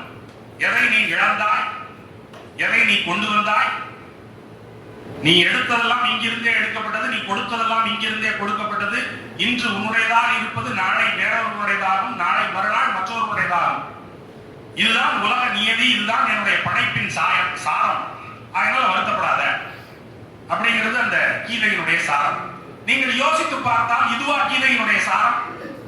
நீங்கள் மகாபாரதத்தில் அந்த காட்சியை நினைவுக்கு கொண்டு வந்து பாருங்கள். சண்டை நடக்க போகுது, சண்டையை முடக்குவதற்கு தயாராக இருக்கிறார்கள், இருதரப்பும் பிரித்து நிற்கிறது. அர்ஜுனன் தேர்தட்டில் தன்னுடைய ஆயுதங்களை எல்லாம் துறந்து விட்டு இறங்குகிறார். என்னடா இறங்கி போற, சண்டை போடலையா? எதிரில் நிற்கிறாங்களா என் பெரியப்பன், சித்தப்பன், பங்காளி, மாப்பிள்ள, பிரச்சனை, இவங்களெல்லாம் எப்படி நான் அடிப்பேன்? இவங்களை அடிச்சு இந்த நாட்டை பெற்று நான் என்ன செய்ய போகிறேன்? அவர்களே ஆளட்டும், எனக்கு நாடு வேண்டாம் என்று இறங்குகிறான். அண்ணன் சொல்றான், பைத்தியக்காரனா இருக்க, உன் தர்மம் என்ன? நீ யாரு? நீ சத்திரியன், உன் தர்மம் என்ன? கொல்வது உன்னுடைய தர்மம், அடிப்பதும் அடித்து கொடுப்பதும் உன்னுடைய தர்மம். உன்னுடையதை அவன் எடுத்துக்கொண்டு விட்டான், அவனை அடித்து உன்னுடையதை பிடுங்கு, அதுதான் தர்மத்தை நிலைநாட்டுகிற வேலை என்று பகவான் கிருஷ்ணர் உபதேசம் செய்கிறார். ஆனால் கீதாசாரத்தில் வருகிற உபதேசம் என்ன? இன்று எது உன்னுடையதாக இருந்ததோ நாளை அது மற்றொருடையதா, நாளை மறுநாள் வேறொருடையதா. எதை நீ கொண்டு வந்தாய், எதை நீ இழப்பதற்கு, எதை நீ எடுத்தாயோ அது இங்கிருந்தே எடுக்கப்பட்டது, எதை நீ கொடுத்தாயோ அது இங்கிருந்தே கொடுக்கப்பட்டது. பிறகு எதற்காக வருத்தப்படுகிறாய்? இதுவா கீதையில் நடக்கிறது? இதுவா கீதையில் சொல்லப்பட்டிருக்கிறது? இந்த வாசகங்கள் கீதையில் எங்கேயும் இருக்கின்றனவா? இல்ல. அப்ப இது யாருடைய செய்தி? எங்கிருந்து ஆட்டை போட்டாங்க நீங்க? அப்படின்னா இது பௌத்தத்தில் வருகிற செய்தி. பௌத்தத்துல பௌத்த மரபை பேசுகிற குண்டலகேசி என்கிற நூல்ல வருகிற 4 வரி பாட்டு, மரிப மரியும், மலிர்ப மலிரும், பெருப பெரும், பெற்றிழப்ப இழக்கும், அறிவது அறிவார், அழுங்கார் உவவார், உருப உரும் என்று உரைப்பது நன்று. கிடைக்க வேண்டியது கிடைக்கும், கிடைக்க கூடாது என்றால் கிடைக்காது.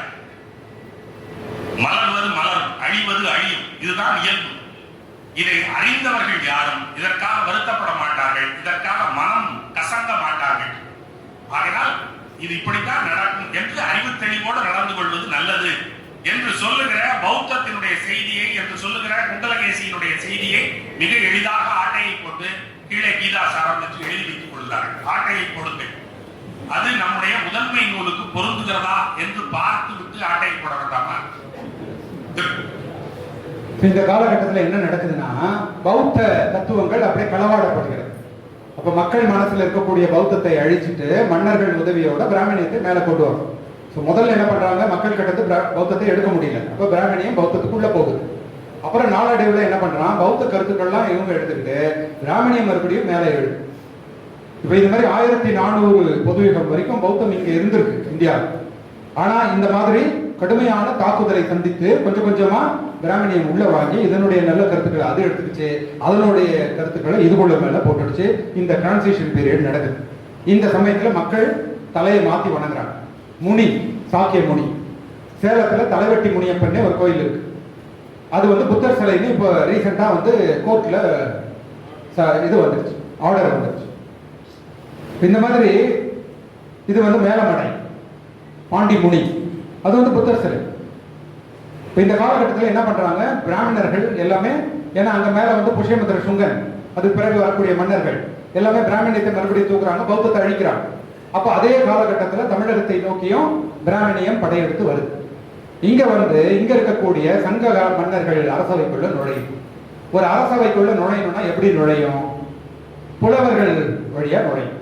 இங்க ஏற்கனவே தமிழ் புலவர்கள் இருக்கிறாங்க, அவங்க சமத்துவத்தை பேசக்கூடிய புலவர்கள். இங்க இருந்து வரக்கூடிய பிராமண புலவர்கள் போர்ல இவங்க உள்ள வராங்க. இவர்கள் சனாதனத்தை போதிக்கிறாங்க மன்னனுக்கு. ஏன்னா அந்த காலத்துல மன்னர்களை மாத்திட்டா அந்த நாட்டையே மாத்திருக்கும். மன்னன் எவ்வழியோ மக்கள் அவ்வழி. அப்ப மன்னனை ஈஸியா மாத்துறதுக்காக அரசவைக்குள்ள நுழைறான். நுழைஞ்சு அவன் ஆளக்கூடிய தத்துவத்தை மாத்துறான், அவன் மனசை மாத்துறான். இப்படிதான் நிறைய மன்னர்கள் மாறி நாடே மாறு.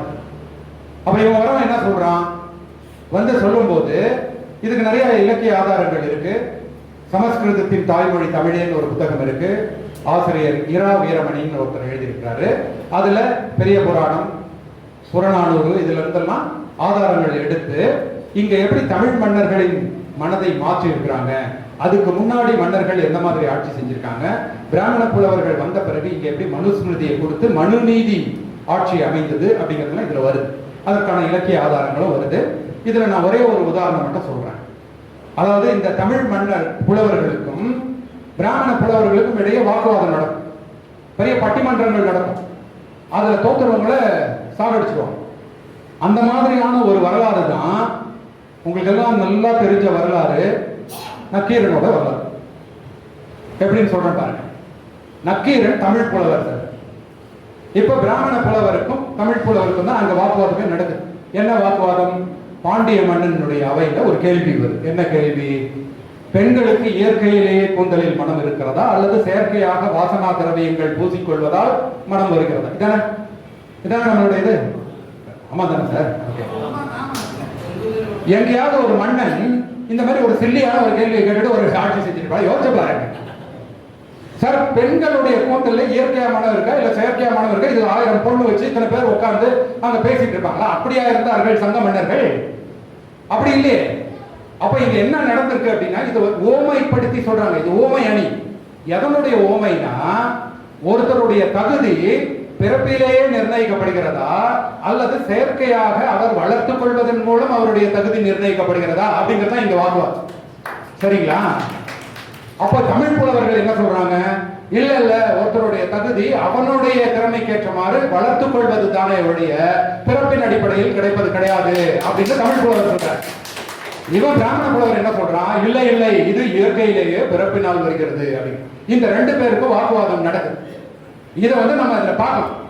நம்ம அறிவு கண் திறந்து பார்க்கறதுக்கும் அறிவு கண் திறக்காம பார்க்கறதுக்கும் அதான் வித்தியாசம். சார், நீங்க ரோட்ல போயிட்டே இருக்கீங்க, நீங்க ஏதோ ஒரு மருந்து கடை வேணும்னு போயிட்டே இருந்தீங்கன்னா தான் அதே பாதையில 100 தடவை போயிருப்பீங்க. ஆனா அந்த மருந்து கடை எப்போ உங்களுக்கு வேணுமோ அப்பதான் கண்ணுது. ஓ, இங்க இந்த கடை இவ்வளவு நாள் இருந்துச்சா அப்படின்னு நம்ம 2 வருஷம் கழிச்சு பார்ப்போம். ஏன் அப்படின்னா நம்மளுடைய தேவைக்கு ஏற்ற மாதிரி தான் கண்ணு. அப்போ இந்த வரலாற்றை நம்ம இவ்வளவு நாள் பார்த்ததுக்கும் இனிமேல் பார்க்க போறதுக்கும் வித்தியாசம் இருக்கும். இப்ப நான் அந்த வீடியோ காமிக்க போறேன். அதுல அவர் கேட்கிறாரு, என்ன? அங்கம் கால் பரப்பி பங்கம் புழுதி பட சங்கை கீர் என அறுக்கும் நக்கீரனா எம் பாட்டில் குறை காண்பது. அதாவது சங்கை அறுக்கக்கூடிய குளத்துல நீ இருக்க, நீ பிராமண புலவராக என்னையே பார்த்து நீ குறை சொல்லுவியா அப்படின்னு கேட்க. நீ ஜாதி உள்ளவர். அப்ப அவர் என்ன சொல்றாரு? சங்கை அறுப்பது எங்கள் குலம், சங்கரனாருக்கு ஏது குலம்? உனக்கு குலமே இல்லையே அப்படிங்கிறார். நீயே வெளியில இருந்து வந்தவன, உனக்கு குலமே கிடையாது. அது மட்டும் இல்ல, அடுத்தது சொல்றாரு, சங்கை அருந்துண்டு வாழ்வோமே தவிர உண்மை போல் இறந்துண்டு வாழ மாட்டோம், பிச்சை எடுத்து ஒண்ணு மாதிரி சாப்பிட மாட்டோம். உடனே கோபம் வருது, தெரிஞ்சுக்கலாம் சார். இப்ப நீங்க பாருங்க, இப்ப கேளுங்க.